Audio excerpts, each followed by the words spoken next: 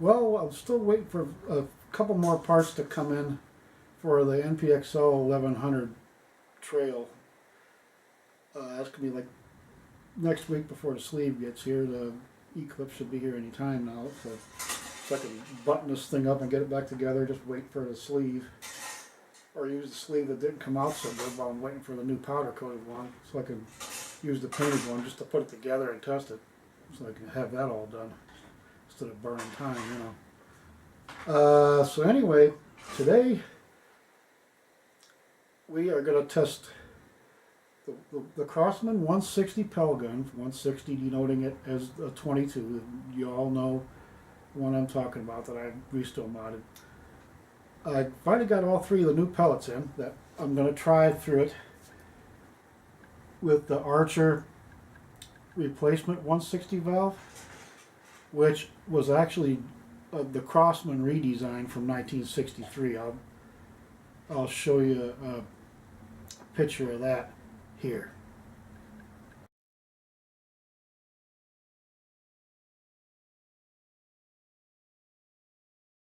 Okay, so in order of weight, first up at 10.03 grains is the Sig Sauer Crux. This is the Swiss Sig version of the H&N Field Target Trophy Green. It's virtually the same pellet, but it's the old weight of 10.03 grains because H&N changed theirs to 9.6. I don't know why. So we'll try these since they're the old weight, usually the heavier of the two versions of a pellet. In my experience, works best like the 24.38 grain Hornet versus the newer 23.16. Kenny said, Cormandy said that 23.16 is the old one, 24.38 is the new one. So flip a coin. I'll have to look back through my emails and see what the engineer fella said. It seemed to me we talked about that once. Anywho, and then next up, the next highest weight at 11 grains is the RWS Hyper Velocity. As funny as RWS was a German company who had Umarex, another German company, get these pellets for them that were made in Hungary for Umarex. So does that make these a mutt like the rest of us? But hey, what's more loyal, more lovable than the mutt? And last but not least, and I tried a couple of these already. It's funny how these were louder than the Crux, and the Crux is lighter. I'm talking about the Gamo Hunter Impact 22 again, 15.42 grain. These are a little bit lighter than 22 H&N Hornet, which is 16.2 grain.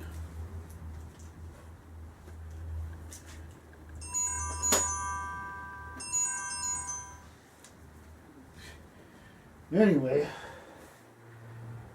and I also got another box under the backstop, so I got it raised up about there, so I can use the trigger stick with the Caldwell chronograph raised up.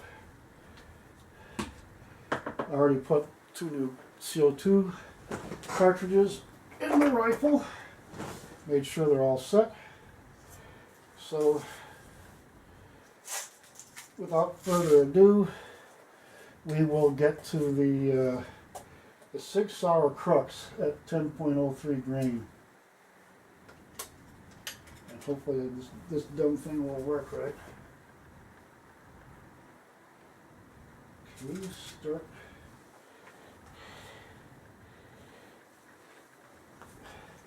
It's a little more awkward without that little TV tray sitting over here.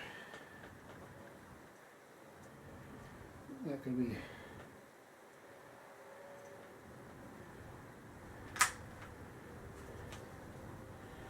there. I actually able to work the bolt like that this time instead of taking it sideways and jamming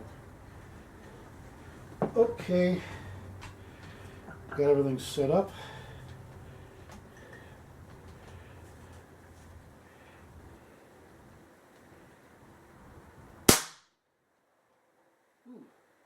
And that went right where I pointed it. 655. Which, you know, that valve must be corroding a little bit, because that was only the second shot. Oops. It didn't work. I'm only getting 25 shots out of a 2 cartridge charge, but I got to do 18 rounds.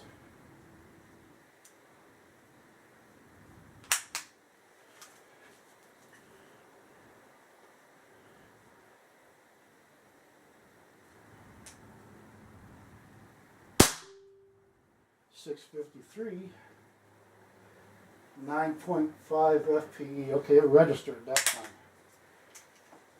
This thing is weird. It doesn't make mistakes anymore, but it takes a while for it to start registering between there and here.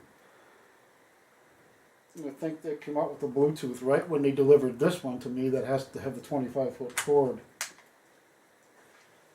Darn it.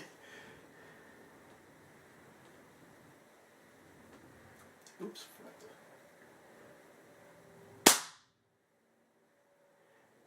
644. These things are good for plinking or hunting or something, but they're bad for target shooting because the faster you shoot, the faster it cools down and loses velocity.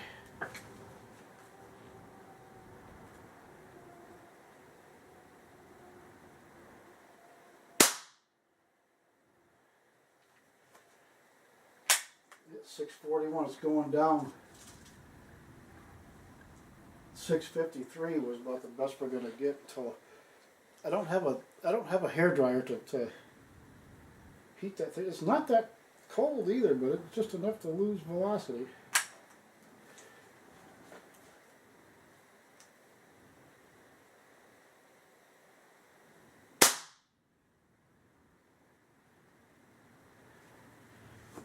I oversprayed black spray paint on the target backstop, so now I can see the fresh holes, you know. So that makes it kind of fun. 629 on that one. Where's that stupid?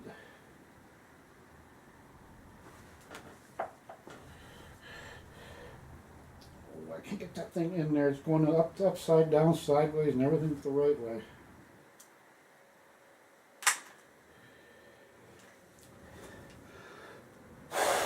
For target shooting, you have to have a rechargeable hair dryer, and after every shot, you got to heat this thing back up again. That heater over here has a regulator on it for the temperature you set, so it's not doesn't come on all the time. So you can just stick it down there and heat it up again. Okay.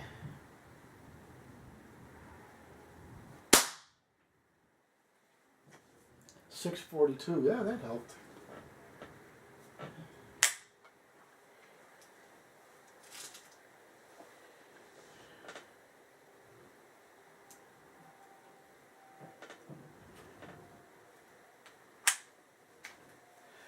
I'll cut out all the extraneous movements so you guys don't have to sit here and wait for the whole schmear. Oops. Automatic safety switch right there. You cock the bolt back and pushes the switch back and safety is on. I don't have the little tiny spring and check ball, and the spring is stuck in there and the check ball I saved because it works without it. I just can't get the darn spring anymore. Don't make parts anymore, so you gotta take what you can find, you know. 642 again.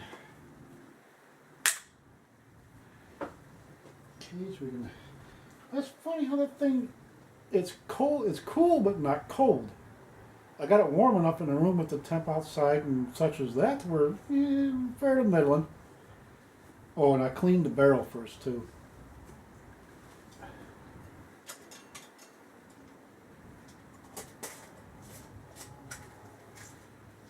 Okay. 6 hour, move down the bench. Okay, anywho, let's see if we want to start another one. Okay, average was 641.83 feet per second because the thing keeps cooling down. I ain't got nothing to heat it back up with again. Standard deviation 7.68. That's about average. The lowest was 629 feet per second at 8.81 FPE. This is going to be a close range pellet. Might even be good for ratting and pigeon shooting and stuff. Then the highest was 653 feet per second at 9.5 FPE. So it's like the Beeman Silver Bear. It's in that category. I believe the ballistic coefficient I always set at .010 because there's only the hundredths column that changes, like 0.10, 0.11, 0.12, 0.13, stuff like that. Very, very minute amount. That's not going to make a lot of difference. Altitude is the same at 669 feet above sea level. Okay, and start.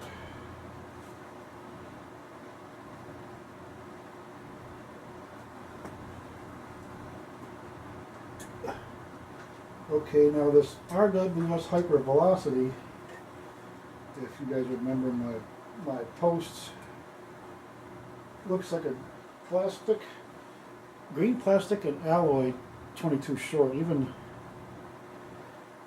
like this gold or brass plated alloy bullet part is shaped a lot like a 22 short bullet would be. Now, I've never shot these, so I honestly have no idea how it's going to react. So that's the longest one too. That went in smooth. Wow.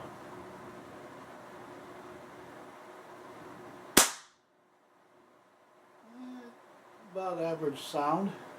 Getting a nice little group going there. 631 FPS. So feet per second. It was 631 FPS and 9.73 FPE. So the foot-pounds of energy on these is a little higher because it's 11 grains rather than 10.03.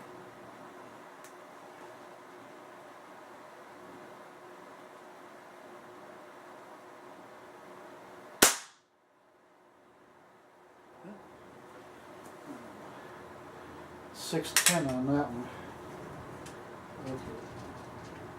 Oh, the heater's on. Good. All right.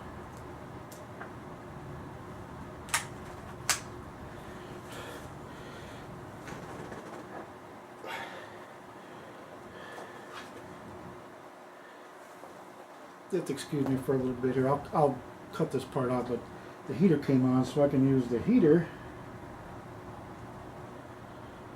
to heat up the gas. I call it the gas tube. The tube under the barrel you put the CO2 cartridges in with the little sealed cap. It's a piercing cap too, since you work the bolt to pierce the cartridge where the top is facing inward like this. The cap has a pin on it that pierces the one that's where the tip is facing outward like that. So they go butt to butt when you put them in other words. Little ends are facing in opposite directions to correctly load the gas cartridges in these CO2 rifles. I can't wait to get my hands on a Crosman Model 70. It takes one 12-gram cartridge. You pull down this little metal tab underneath, stick it in, and you push it back up in there, it pierces it. I guess we have to work the bolt, I don't know, but it looks just, it's made to look like a Winchester Model 70 pre-war. Beautiful, one of the most beautiful sporters ever made. They're highly sought after. Even the Crosman 177 CO2 rifle version. So When you guys got an extra one, even if it needs work, but it's all there, the stock's not gouged up or nothing, then let's talk. I need one for my collection. I love the Model 70. That's one of my all-time favorites. I like the 760 Power Master, don't get me wrong, or Pump Master, you know, as you went on through the variations, but the one I really like is the Model 70 CO2 rifle, 177. I've seen chrono test up to 679 feet per second with that thing, but they're all like over 600 FPS. So, okay, now I got this heated up for me. Let's see what we get.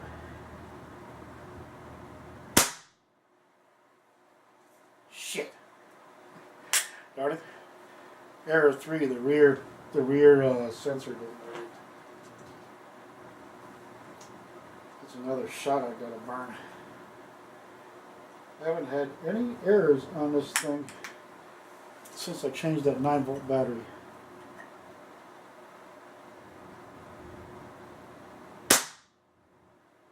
.623. This 631 down to 610, heated up and back up to 623. That's not bad. I gotta do 7 shots with this one though, because I got 1 error.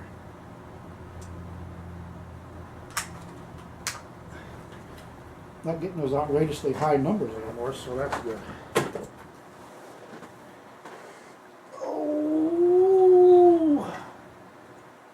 Knock the stick over. Try to heat this thing up again and try to get you guys a fair set of numbers here. So it's the first number in the set is indicative of the numbers in the range you should get. Okay. Got one in there. Here we go again, shot number 5.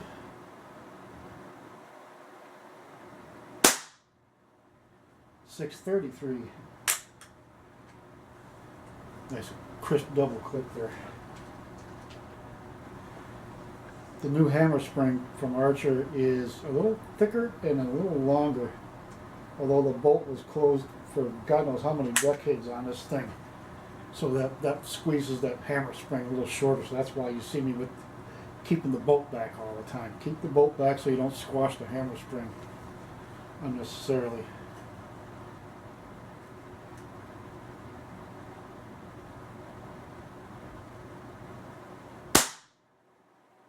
.628. Not bad. I'm surprised. Now in these lower powered ones, it's like well,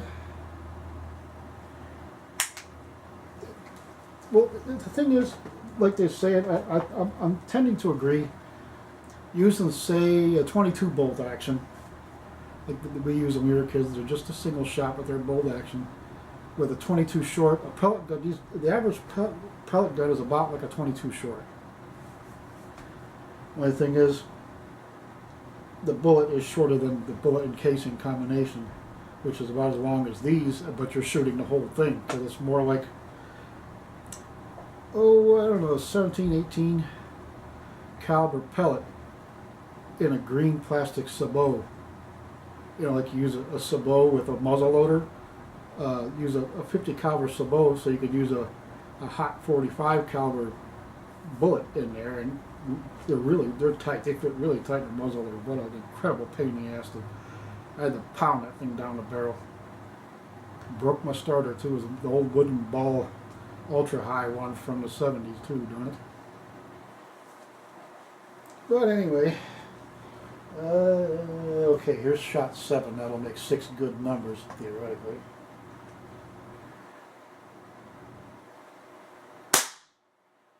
Getting a hell of a group there. Getting a kind of a U-shaped group going.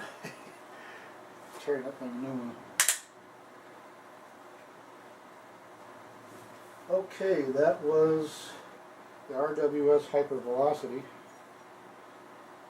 Average was 625.5 feet per second.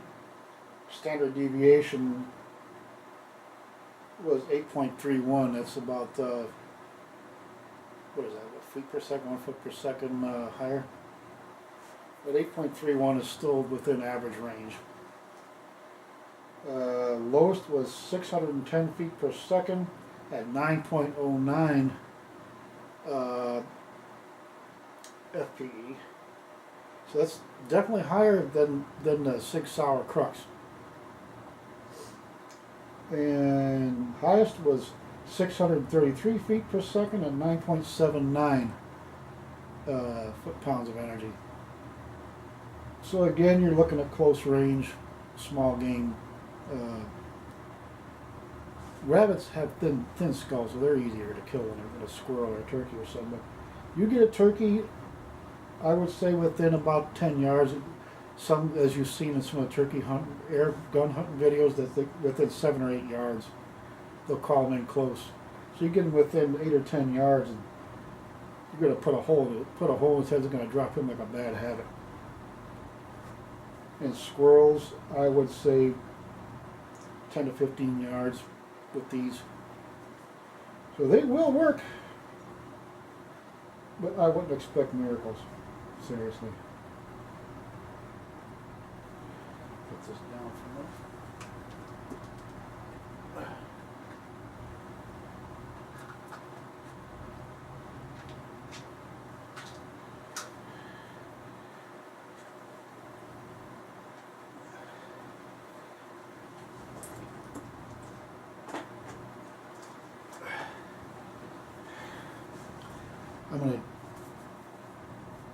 I'm gonna save the memory card and everything. Let that gun warm up a little bit while I do that.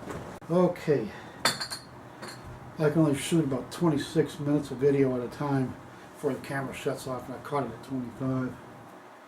So, got that saved.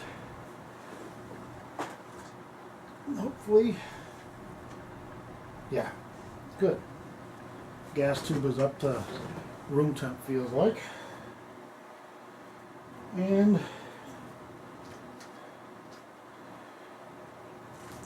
now we will be third. This is the the third of the new ones. Gamo Hunter Impact 22 at 15.42 grain.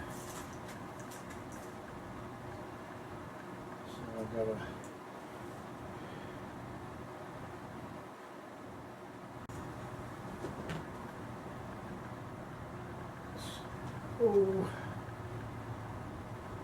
show less. Keep forgetting to show less so it actually records the numbers instead of not.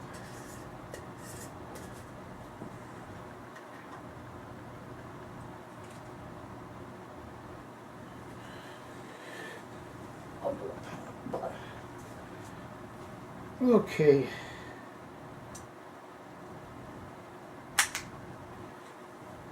Loaded pretty decent too. It's a dome pellet with little grooves on the skirt. Fairly atypical.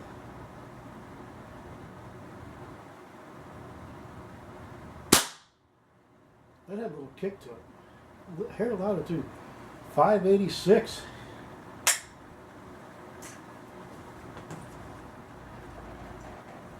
.586 FPS and 11.76 FPE.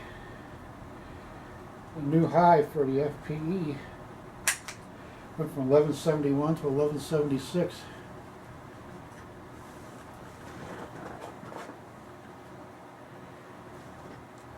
.586. So this thing's got as high as 660 with the 9.7 grain Gamo Platinum PBA. But 580 something is pretty good on average.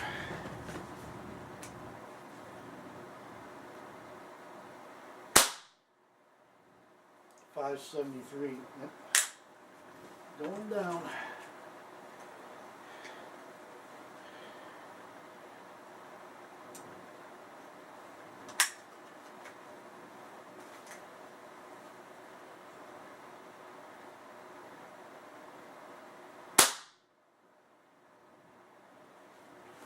.585.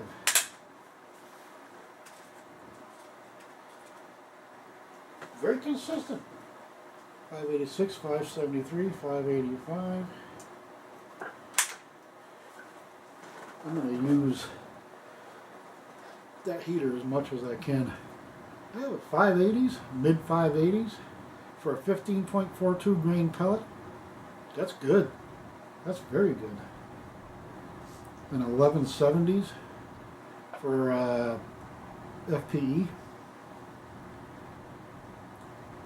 Close to mid-range. Up to about 30 yards, I'd say. Small game. That's going to wrap a turkey's noggin now.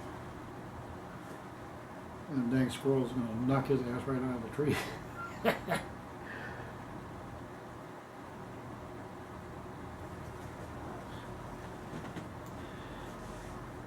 Here is my eye. How'd you like a buttock? Okay, shot number 4.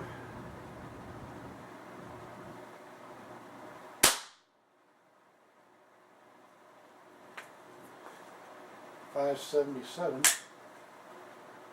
Well, you do get some variance with pellet to pellet.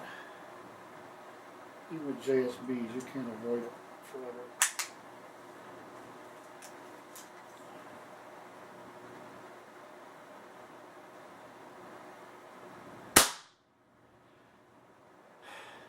Nice little group though. Kind of shaped like Japan, but hey, if you're shooting a map, you know, chronograph cartography, can you do that? Yeah, it's 576, so that's right in. Let's heat this thing up and see if we can get a good last shot, okay?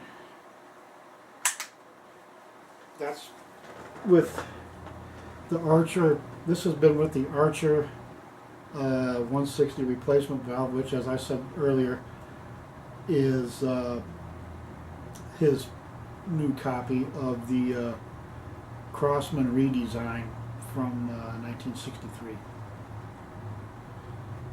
Oh, better seals and, you know, stuff like that. You have the white 90 durometer seals are great. His seal kit gives you the white 90 durometer seals for the on the exhaust valve end of the gas valve assembly, and on the piercing cap on the front end of the tube.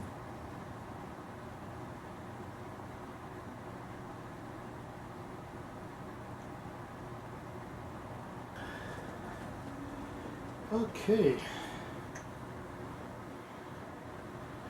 and here we go. Shot number 6.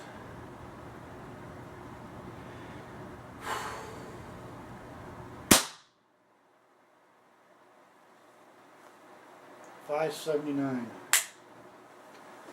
That's pretty good. I actually found I don't really need the shooting stick. Just lean on the armrest of the chair here, and it's just about right.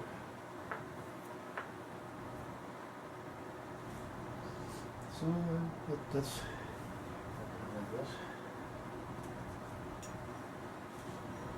okay. So out of 6 shots, average was 579.33 feet per second. Standard deviation is very good, only 5.16. Lowest was 573 feet per second and 11.24 FPE. Highest was 586 FPS and 11.76 FPE, the new high for this rifle. The 14.5 grain RWS Super Point Extra had that record at 11.71, and this 15.42, being a little heavier, obviously, pushed it just a little bit faster. The only other 1170 I got was a 585 and 11.72.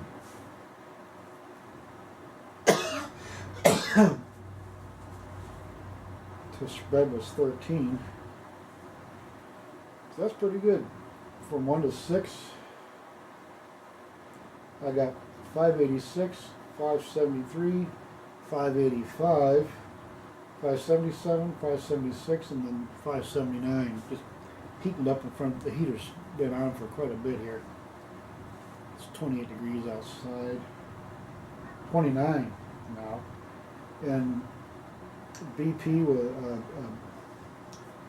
barometric pressure was 29.27 inches HG. I forget what the HG stands for, sorry. Save group. And I found a way online where you ask questions about how to run these Samsung and Androids and all that. To save this chronograph stuff to the memory card, that you gotta take the back off and stick it in this little metal thing back in about here. And then you put that in the adapter and stick it in your tower, and then you can copy it to the computer. What you see on this. Okay, I'll leave that where it is.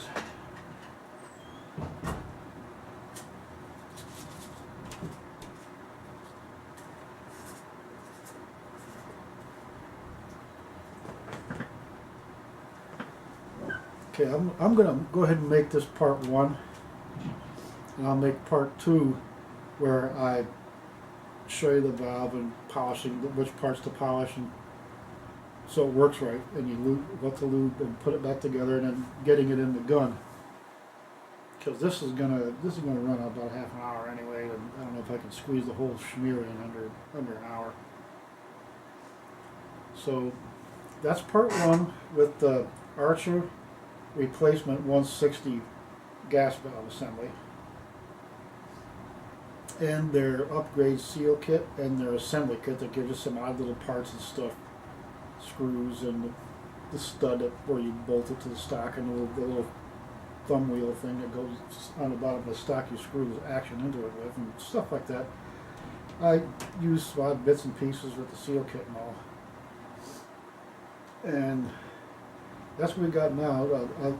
Here's a picture of the QB78 XP tune valve.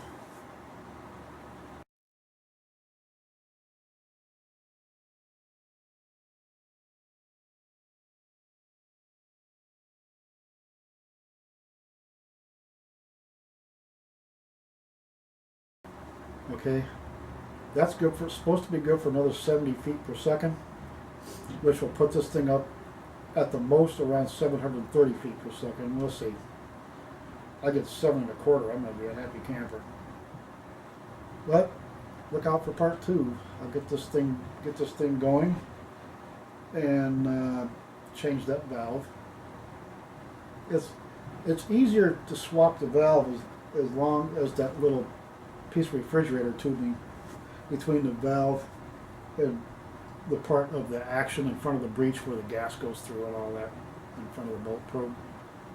As long as that doesn't fall out, then I can just unscrew the front of the valve to make the seal smaller, so it's not squeezed, in other words, and then take the one screw out of the bottom of the gas tube and then pull that one out and lube the other one and put it in.